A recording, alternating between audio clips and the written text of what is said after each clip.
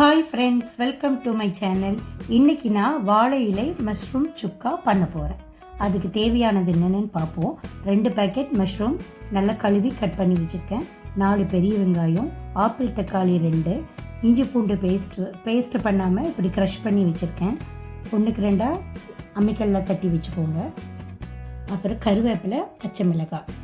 பொடி ஐட்டங்கள் பார்த்திங்கன்னா சோம்பு, மிளகாய் பொடி, சாம்பார் பொடி, கறி மசாலா தூள், மிளகாய் தூள். இந்த மஷ்ரூம் வாஷ் பண்ணும்போது நல்லா மஞ்சள் போட்டு வாஷ் பண்ணி எடுத்துக்கோங்க. எதுக்காக மஞ்சள் போட்டு கழுவுறோம்னா, இதில் குட்டி குட்டி பூச்சிகள் இருக்கும், அழுக்கு இருக்கும். இதில் அதெல்லாம் நம்ம க்ளீன் பண்ணும்போது வெளியேறிடும். அதுக்காக தான் பண்ணுறோம். பாருங்கள், கேஸ் ஸ்டவ்வில் கடாய் வச்சுருக்கேன். அதில் கொஞ்சம் எண்ணெய் ஊற்றிக்கோங்க.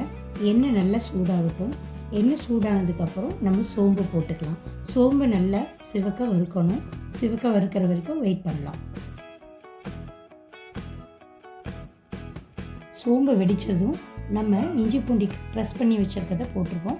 பச்சை மிளகு, கருவேப்பிலை போட்டு நல்லா ஃப்ரை பண்ணிக்கலாம்.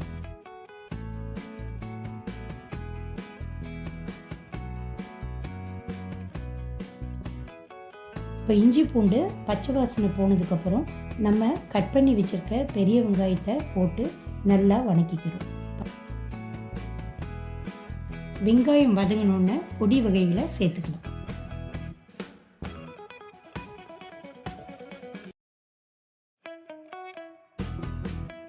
பாருங்கள், வெங்காயம் நல்லா வதங்கிருச்சு. இப்போ நம்ம ஆல்ரெடி கட் பண்ணி வச்சுருக்க ஆப்பிள் தக்காளியை இதில் போட்டு நல்லா ஃப்ரை பண்ணணும். நல்லா மாஷ் ஆகணும் தக்காளி. இன்றைய சமையல் குறிப்பு: நம்ம பூண்டு உரிக்கிறதுக்கு முன்னாடி ஒரு 1/2 hour ஃப்ரிட்ஜுக்குள்ளே வச்சுட்டு அப்புறம் வெளியே எடுத்து உரித்தோம்னா தோல் சூப்பராக அழகாக வெளியே வந்துடும். ஒரு மூடி எடுத்து மூடி வச்சுக்கலாம். பாருங்க, ஒரு 2 நிமிஷம் கழித்து மூடி ஓப்பன் பண்ணிங்கன்னா அந்த தக்காளி நல்லா வதங்கி இருக்கும். இப்போ நம்ம கட் பண்ணி வச்சுருக்க மஷ்ரூமை இந்த மசாலா கலவையில் நல்லா சேர்த்து ஃப்ரை பண்ணி விடுங்க. எல்லா பக்கமும் ஃப்ரை பண்ணும்போது அந்த மசாலா காளானில் நல்லா பிடிச்சிக்கும். டிப்ஸ் 2: முருங்கை இலையை ஒரு கைப்படி எடுத்து அதை நெய்யில் வதக்கிட்டு அது கூட மிளகு ஜீரகம் பொடி பண்ணி சூடான சாப்பாடில் நம்ம கலந்து சாப்பிட்டா ரத்தத்தில் ஹீமோகுளோபின் அளவு ஜாஸ்தியாகும். இப்போ கொஞ்சமாக தண்ணி ஊற்றுங்க. ஏற்கனவே மஷ்ரூமில் தண்ணி விடும், அதனால நம்ம கொஞ்சமாக தண்ணி சேர்த்துட்டு தேவையான அளவு உப்பு சரி பார்த்துட்டு நல்லா கிளறி விடுங்க.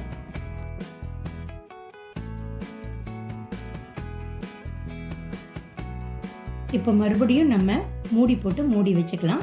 ஒரு 5 நிமிஷம் கழித்து ஓப்பன் பண்ணி பார்த்தீங்கன்னா சூப்பராக அந்த மஷ்ரூமில் அந்த மசாலா கலவை பிடிச்சி அழகாக ரெடி ஆயிருக்கு.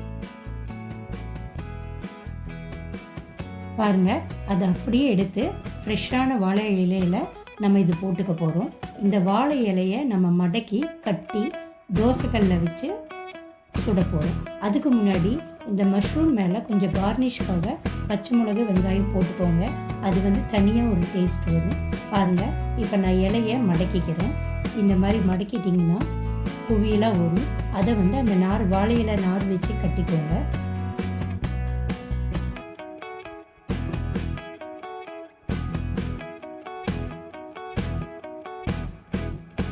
இப்போ தோசைக்கல்லை நான் அடுப்பில் வச்சுருக்கேன். அதில் லைட்டாக எண்ணெய் அப்ளை பண்ணிக்கோங்க. கல் சூடாகட்டும். இப்போ சிம்மில் வச்சுட்டு இந்த வாழை இலை பொடியில் அப்படியே எடுத்து அது மேலே வச்சுக்கலாம். பாருங்க, இதை ஒரு 5 இல்லை 10 நிமிஷம் ஒரு மூடி போட்டு மூடிடலாம். இப்போது நல்லா அது ஃப்ரை ஆகி வரும். ஃப்ரை ஆகி ஒரு வாழை இலையோட ஸ்மெல் நம்மளுக்கு வர ஸ்டேஜில் நம்ம இதை இறக்கிக்கலாம். ஓகே, மூடி எடுத்துக்கலாம். இப்போ பாருங்கள், சூப்பராக கலராக நல்ல ஸ்மெல், வீடே மணக்குது. இப்போ ரெடி ஆயிடுச்சு. இதை நான் ஒரு பிளேட்டில் மாற்றிக்கிறேன். பாருங்கள், இலையோட கலரே மாறி போச்சு. இது நீங்கள் இந்த சூட்டோடையே சாப்பிடும்போது செம்ம டேஸ்ட்டாக இருக்கும். பாருங்கள், நான் காமிக்கிறேன். இப்படி மெதுவாக இலையை ஒவ்வொரு பாகமாக எடுத்து விடுங்க. பாருங்கள், வாவ், கலர்ஃபுல்லாக ரெடி ஆயிடுச்சு. பெப்பர் சிக்கன் மாதிரி இருக்குது. இதோட டேஸ்ட் அபாரமாக இருக்கும். இதை நீங்கள் புரோட்டாக்கு, சப்பாத்திக்கு, இட்லிக்கு, உங்களுக்கு என்ன ப்ரெட் இருந்தால் அது கூட சேர்த்துக்கலாம்.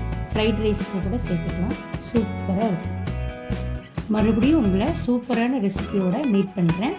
Until then, it's bye from பஃப கேம்ப்ஸ். நன்றி, வணக்கம்.